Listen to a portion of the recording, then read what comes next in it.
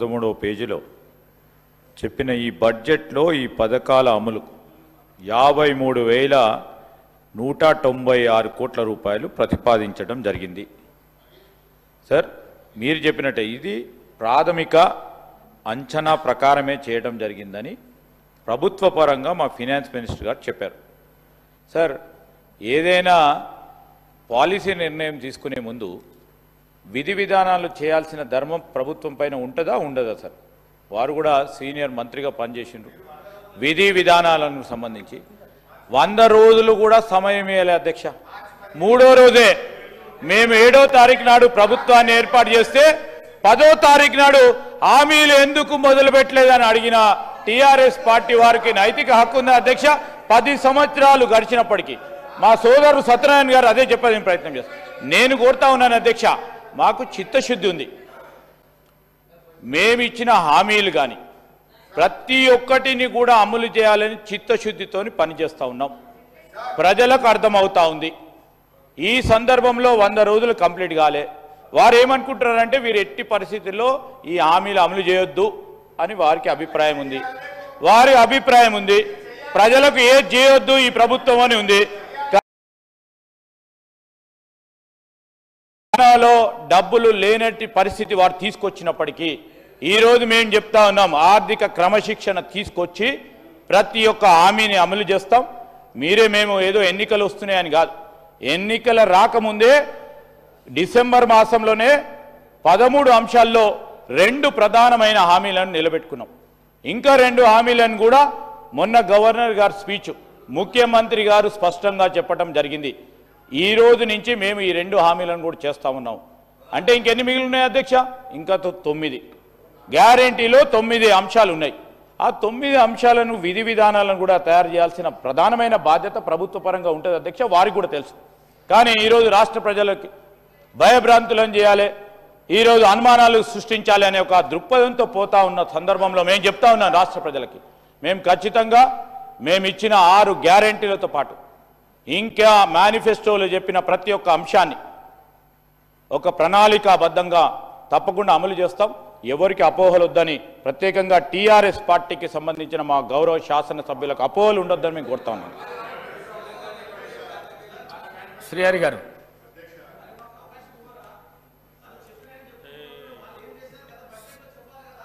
నీకు అవకాశం ఇస్తారు బ్రదర్, నీకు ఇస్తారు. అధ్యక్ష, మేము కాంగ్రెస్ పార్టీ ప్రజలకిచ్చిన హామీలను నెరవేర్చాలనే మేము కోరుకుంటున్నాం. మేము అడ్డుపడాలనే ఆలోచన కానీ వాళ్ళు ఎందుకే మాట్లాడుతాను? ఏముందా? ఏమొస్తుందా నీకు? ఏమొస్తుంది? ఏంటి సార్ అది? నువ్వు ఫస్ట్ మొదటిసారి అసెంబ్లీకి వచ్చారు, నేర్చుకోండి. ఎందుకు తొందరపడుతున్నారు? అక్కడ మాట్లాడు నాతో మాట్లాడు. అధ్యక్ష, కాంగ్రెస్ పార్టీ ప్రజలకిచ్చిన హామీలను నెరవేర్చాలనే మేము కోరుకుంటున్నాం. దానికి కావలసిన మా సహకారం కూడా ఉంటుంది. కాలయాపన చేసి ప్రజలను మోసం చేయొద్దు అనేదే మా అభిప్రాయం తప్ప వేరొకటి కాదు అధ్యక్ష. మీరు ఏం చెప్పింది అధ్యక్ష? డిసెంబర్ 9న రైతు రుణమాఫీమైన సంతకం చేస్తామని మీరు చెప్పలేదు అధ్యక్ష. 100 రోజులలో హామీలను నెరవేరుస్తామని మీరు చెప్పలేదు అధ్యక్ష. అది మేము చెప్పితే అవి మేము మళ్ళీ రిపీట్ చేసి రిమైండ్ చేస్తే మా మీద విరుచుకబడితే లాభం ఏముంది? శ్రీధర్ బాబు గారు మీరు చెప్పిందే కదా, మేము చెప్పిన మాట కాదు కదా ఇది. కాబట్టి చెప్పిన మాటకు కట్టుబడి లేరు, నిలబెట్టుకోలేదని మేము రిమైండ్ చేసి ప్రజల పక్షాన రిమైండ్ చేసే ప్రయత్నం చేస్తున్నాం అధ్యక్ష. ఈ 6 హామీలకు కూడా ఈ 6 హామీలకు నేను ప్రాథమిక అంచనా వేస్తే, ఈ 6 గ్యారంటీలకు ప్రాథమిక అంచనా వేస్తే 1,36,000 కోట్లు అవుతుంది శ్రీధర్ బాబు గారు. సంవత్సరానికి 1,36,000 కోట్ల రూపాయలు అవుతున్నాయి. ఆ 1,36,000 కోట్లు 6 గ్యారంటీలకే.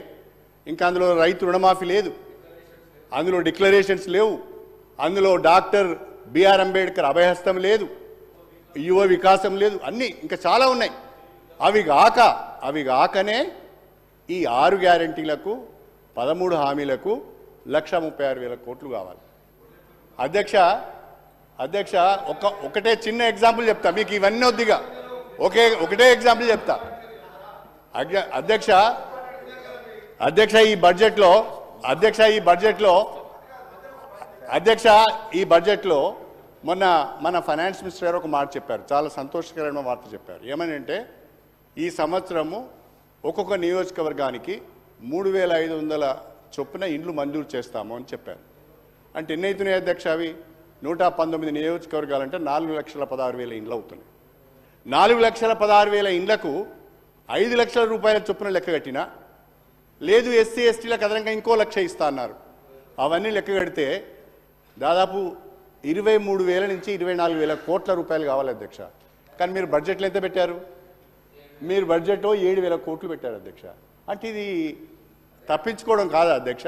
ఇది వాస్తవాలు తెలుసుకోకుండా మాట్లాడితే నేనేం చేయాలి? మీరు చెప్పిన మాటలే, మీరు ఇచ్చిన ఫిగర్స్నే మేము మాట్లాడుతున్నాం, భిన్నంగా ఏం మాట్లాడడం లేదు, కొత్త ఫిగర్ నేను తీసుకురావడం లేదు. అదేవిధంగా మహాలక్ష్మి అన్నారు అధ్యక్ష, అదేవిధంగా మహాలక్ష్మి అన్నారు. ఏమన్నారు? ఆ మహాలక్ష్మి కూడా 6 గ్యారెంటీలలోనే ఉన్నది. మహాలక్ష్మి కూడా 6 గ్యారెంటీలలోనే ఉన్నది. మహాలక్ష్మి ఏమన్నారు? మహాలక్ష్మి గ్యారెంటీలో 3 హామీలు ఉన్నాయి.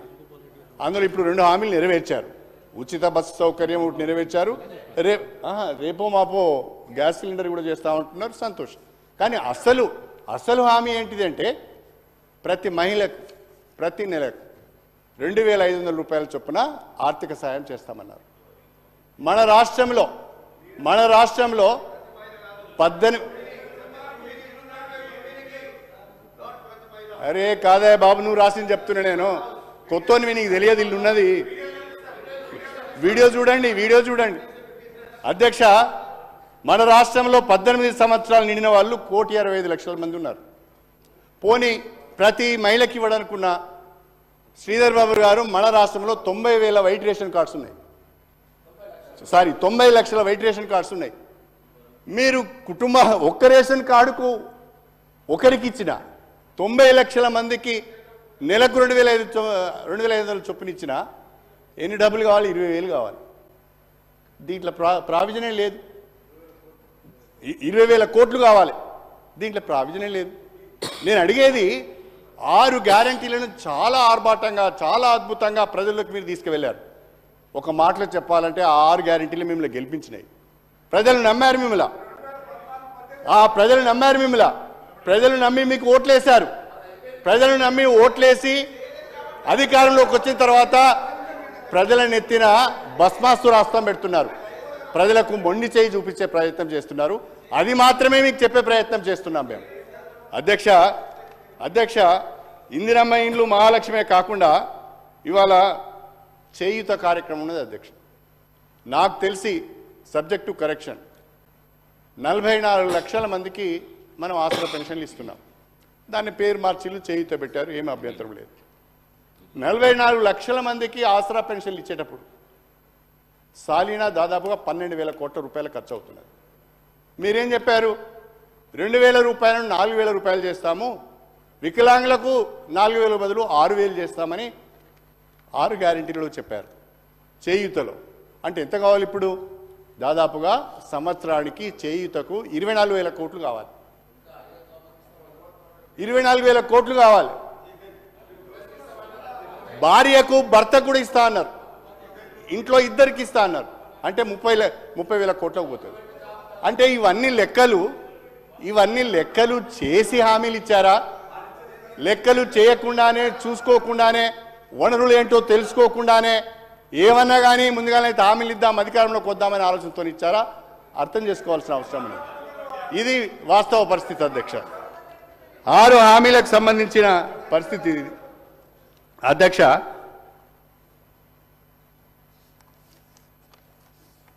ఇండస్ట్రీ ఐటీ గురించి చెప్పారు. గత 10 సంవత్సరాల కాలంలో తెలంగాణ రాష్ట్రంలో బ్రహ్మాండంగా పారిశ్రామిక అభివృద్ధి జరిగింది, బ్రహ్మాండంగా ఐటీ విస్తరణ జరిగింది.